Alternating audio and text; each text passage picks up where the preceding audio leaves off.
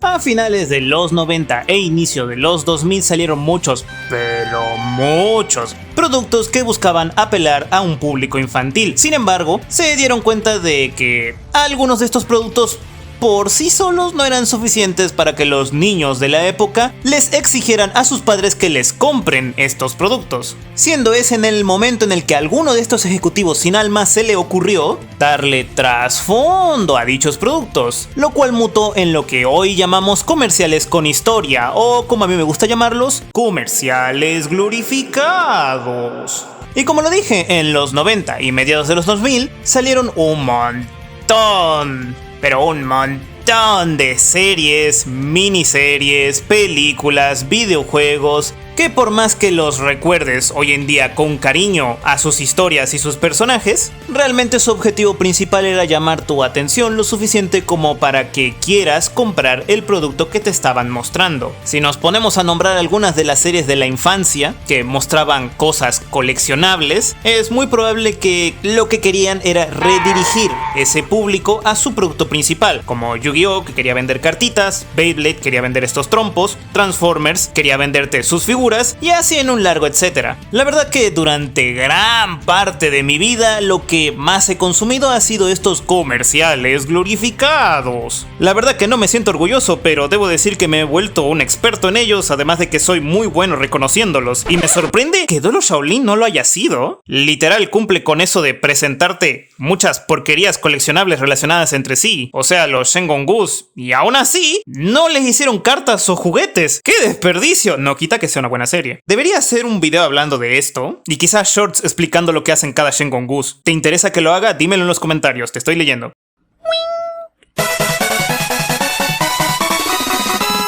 Volviendo al tema que me desvío, seguramente entraste al video porque viste que iba a hablar de Chaotic y tú te estarás preguntando ¿qué tiene que ver esto con Chaotic? Ya voy a eso, chinchulín, déjame cocinar. Bueno, el punto es que Chaotic no es la excepción, e independientemente de la nostalgia, yo creo que Chaotic no supo cómo vender su jueguito. Pero eso no significa que fuera una mala serie. ¿Recuerdas el video de Invencible que dije que no se me venía a la mente una serie con mala animación y buena historia? Bueno, me acordé de Chaotic, donde algunas veces tiene sus momentos de extrema dureza en sus primeras temporadas, y en otras veces se ve hermosa el despliegue de presupuesto para hacer peleas súper dinámicas. Y mira, esto es de respetarse porque es una serie hecha en Flash, o al menos la primera temporada. Ya después cambiaron de estudio y se volvió una serie influenciada del anime. Pero seguramente ahora te surgió una nueva duda. ¿Chaotic tenía un juego de cartas?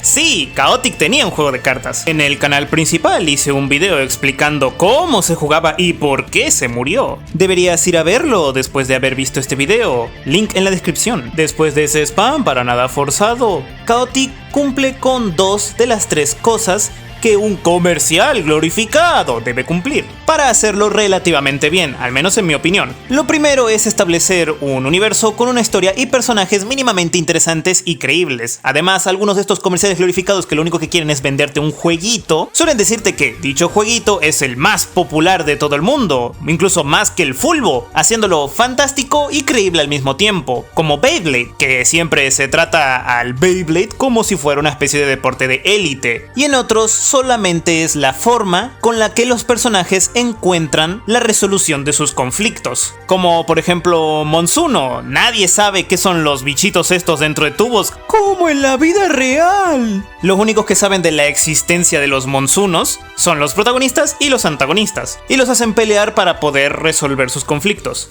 En algún momento haré videos sobre Monsuno. Tenemos que revivir esa franquicia, chinchulín, coméntalo para que así sea. El siguiente punto, que al menos para mí es muy importante, si tu comercial glorificado intenta vender un maldito juego, y es explicar medianamente bien cómo se juega el maldito juego que quieres que el nene juegue, como en Yugi. A partir de Ciudad Batalla se establecieron correctamente las reglas del juego. Esto debido a que la primera temporada del anime, Reino de los Duelistas, se trataba al juego de cartas como si fuera un juego de rol y no como un juego de cartas. Por eso pasan cosas tan alucinas como... ¡Ahora, soldado de piedra! ¡Destruye a la luna!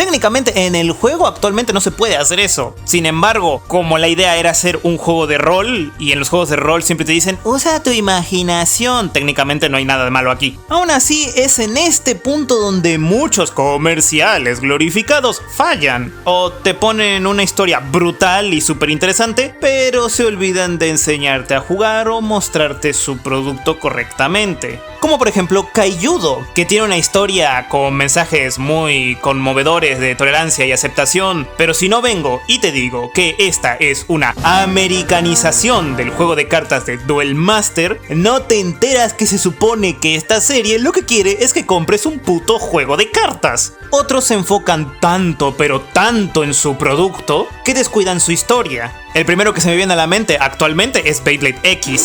Sí, está muy bonito el trompo. Ah, ya tienes otro trompo. Qué bueno. ¿Por qué me sacas otro trompo? Ya vimos este trompo. No ha pasado un mes. No puedo comprar otro trompo. Además, me tienes que enseñar una historia. El nene se tiene que mantener interesado en esta cosa. Sí, está muy bonito tu nuevo subsistema. Está muy bonito. ¿Cómo que vas a sacar otro más? Ya tenemos 3 sistemas. Y el juego apenas tiene como 1 año o 2. ¿La de desarrollar a los personajes y tu trama no te la sabes? Ay, qué lindo, muchas gracias por este pixel de historia y desarrollo. Ahora, ¿por qué intentas venderme la tercera versión del mismo Beyblade? Cuando ves el anime, notas mucho cuáles son las verdaderas prioridades de esta serie. Sin embargo, en lo que aparentemente todos, o al menos la mayoría, sí son buenos es en el punto 3. Dotar al producto de cualidades que hacen que el espectador sienta fanatismo por este, ya sea los elementos fantásticos de su universo o dotarlos de personalidad, para que en la narrativa los personajes creen un vínculo con este producto y el espectador trate de replicar ese vínculo al comprar ese producto. Considero que el mejor ejemplo de esto es Bakugan, donde no solo les da una historia de origen brutal, con un contexto de guerra interdimensional, sino que también la serie, aunque no lo creas, toscamente te enseña a jugar y dotaba a los Bakugan de mucha personalidad, siendo cada uno muy diferente al anterior. ¿Listos o no? Señor Dragón, me llegó el rumor de que buscas pareja de baile. No es hora de jugar, Freya. Ese capítulo donde Drago se enoja con Dan por dejar morir a 2 de sus compañeros es el pick de Bakugan. ¿Drago? ¿Creíste que estaba cerca? ¿Tienes idea de lo peligroso que es la maniobra Pyrus? ¿Quieres ir a celebrar después de todo lo que pasó? ¿Qué hay de los amigos que perdió? ¿Entiendes, Dan, que no pueden regresar? Todos los Bakugan están vivos, pero los que caen en la dimensión de la perdición mueren. Jamás volverán. Tal vez no signifique mucho para ti, pero para mí es muy difícil. O al menos para mí es uno de los mejores capítulos de la primera temporada de Bakugan, dándome a entender que Goku esta vaina ta seria. Y muy aparte, tenés Pokémon, donde no hace bien ninguno, pero igual es popular. Digo, Pikachu tiene una personalidad rebelde al inicio, siendo el primer capítulo uno de los mejores y tal vez el único bueno de Pokémon, y luego pasa a ser exactamente lo mismo que el resto de perros de colores, ser la mascota de. Y si hablamos de así lo inconsistente que es, al igual que su mundo y las mecánicas del juego, en la serie, pasándose por la raja la tabla de tipos, no terminamos más el video. No he visto el nuevo anime de Pokémon, dicen que está bueno, en algún momento lo veré. A mí particularmente me llama mucho la atención esta cosa. El punto Chaotic le pega muy bien a 2 de 3. Te construye un mundo con ciencia ficción que te permite llegar a Chaotic, donde los personajes principales jugarán este jueguito con la tecnología que les permite transformarse en las criaturas que escanean al ir al otro mundo de Perim, siendo aquí donde entra la fantasía. ¿Sabes qué otro comercial glorificado mezcla ciencia ficción y fantasía? Yu-Gi-Oh! Y Yu-Gi-Oh! Es God. Fue un fenómeno cultural de los 2000. El punto es que Perim es un lugar fantástico muy difícil de definir, ya que es medieval y fantástico con magia y monstruos, pero al mismo tiempo tiene tecnología retro. Es interesante y realmente bien estructurado en su diferenciación de las criaturas por zonas geográficas. O sea, mundo superior, inferior, danianos, mipedianos y los últimos introducidos los Marillians. Mientras los protas, que aparentemente son los únicos humanos en todo el mundo que van a Perim, nos enseñan más de este mundo, más queremos saber. Queremos saber más de sus costumbres y su cultura, siendo pocas las veces donde se nos dan cachitos de estas, como esa vez que nos cuentan cómo es que se solucionan las cosas en el mundo inferior.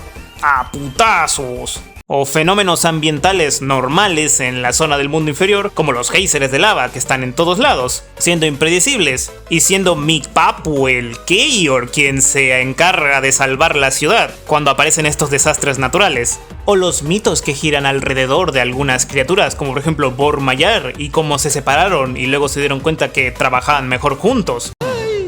No molestar a Bor. Ese es mi trabajo. Esto no va a funcionar. Yo fuerte, pero torpe. Tú listo, pero débil. Debemos trabajar juntos. Es la mejor y tal vez única idea que hayas tenido. ¡Hecho! Se nota que me gusta mucho el mundo inferior, ¿no? Pero sin duda una de las cosas que más me gusta es cuando hablaron de la Gótica y que los protas no se ponían de acuerdo si esta estaba en el mundo inferior o en el mundo superior. Y entre las discusiones uno de ellos se suelta alta frase.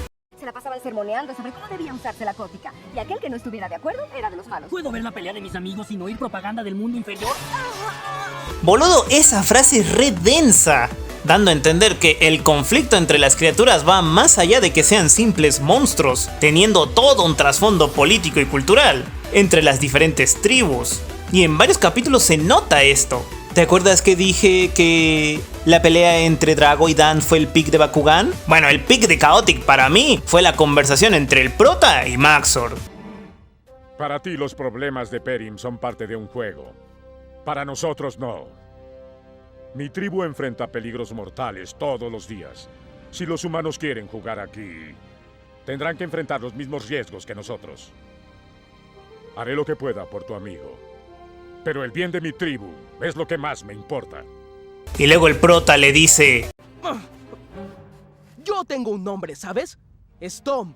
Y para mí no es solo un juego. Ganándose el respeto de su criatura favorita. Para mí los mejores capítulos son los que tratan de las criaturas, siendo el principal atractivo de la serie, ya que este supo dotar a los personajes de personalidad necesaria para que el espectador se encariñe y o se identifique con ellos. Chaotic lo hizo perfecto en el punto 1 y en el punto 3, pero lo hizo terrible en el 2. Presentar correctamente su producto, ya que estoy seguro que la mayoría no sabía que tenían un jueguito físico. Es más, mucha gente que ve el video de cómo jugar Chaotic en el canal principal suele decir: wow, no sabía que tenía un jueguito en físico. El jueguito derivó de otro llamado Girls and Gorgs, creado en el año 2000, en el 2021 se llamaría Chaotic Now or Never, siendo la fase beta del juego y sacando su primer booster pack, Dawn of Perim, en el año 2007, siendo abandonado en el año 2010, y el formato online murió en el 2014. Y en el video en el que hablo del jueguito en sí profundizo más en por qué se murió. Sin embargo, que considero que el principal factor del fracaso de la IP fue que, si bien su serie, como dije, es muy buena, el problema es que no supo vender el juego, ya que salvo por un par de capítulos, nunca se te explica cómo se juega realmente, además de que se meten las reglas mucho más en el orto que en Yu-Gi-Oh! Por ejemplo, se supone que el límite máximo de copias de una carta es de 2, a menos que la criatura indique que es única. Sin embargo, hay personajes que usan más de una copia de prácticamente cualquier carta, como por ejemplo este pibe que usa solamente a mi causa Tartarek, tiene 6 copias de la misma criatura y eso es ilegal. O este pibe que jugaba a Magmom usando todo copias de la misma carta de campo y eso también es ilegal, solo puedes tener 2 copias de la misma Huasca. Con esto puedo cambiar el lugar de la batalla con la siguiente carta de mi mazo, que casualmente era el lago de lava, porque todas son del lago de lava. Y como dije, nunca te explican cómo jugar, haciendo casi imposible replicar lo visto en la serie en el jueguito, en físico, en la mesa. O sea, la cosa podría ser algo tal que así: yo invoco a Maxor y yo invoco a Keyor. ¿Y ahora qué? No sé, ¿nos cagamos a piñas? Otro gran problema que tuvo la serie fue el desacuerdo creativo entre 4Kids y Martin Ralph, creador de esta serie, haciendo que la tercera temporada se sintiera muy rápida e incompleta, pasándole después los derechos a un tal Brian C. Gannon, que se supone que va a revivir la franquicia en algún momento. Afortunadamente, las temporadas anteriores, los escritores fueron muy buenos a la hora de plantear problemas y luego resolverlos. Incluso mucha gente me llegó a preguntar si algunas de estas tramas fueron cerradas, por ejemplo la del abismo de Prexor, si es que el protagonista fue capaz de curarlo, y sí, lo consiguió. Luego la guerra con los Marillions también se logró resolver de una manera muy correcta usando elementos de temporadas anteriores, como este pibe que cambia de forma no es un pibe que salió de la nada, sino que este ya había salido en un capítulo anterior, o una de las que más me interesaba cuando era niño, que era saber si el prota había hecho trampa o no, y al final resultó que todo era una trampa para encontrar estos tipos que se encargaban de escanear lugares y luego destruirlos para que sean escaneos súper raros y venderlos a muy alto precio. Wow, eso es muy parecido a lo que se suele hacer en físico con muchos jueguitos de cartas. Inflar artificialmente los precios, acaparando los productos. Yo la verdad espero que Ganon consiga resucitar esta franquicia, ya sea la serie o el juego de cartas. La verdad que los dos me parecieron muy buenos, con sus pequeños errores, pero eso se debe a factores empresariales más que a factores creativos. Ahora me gustaría saber, ¿viste esta serie cuando eras niño? Porque yo sí, esta cosa se estrenó en el 2006 y vaya que estoy viejo. Como sea, ya sabes que si te gustó puedes dejar like, compartir, suscribirte y todas esas cosas súper genéricas. Nos vemos hasta la próxima, chao.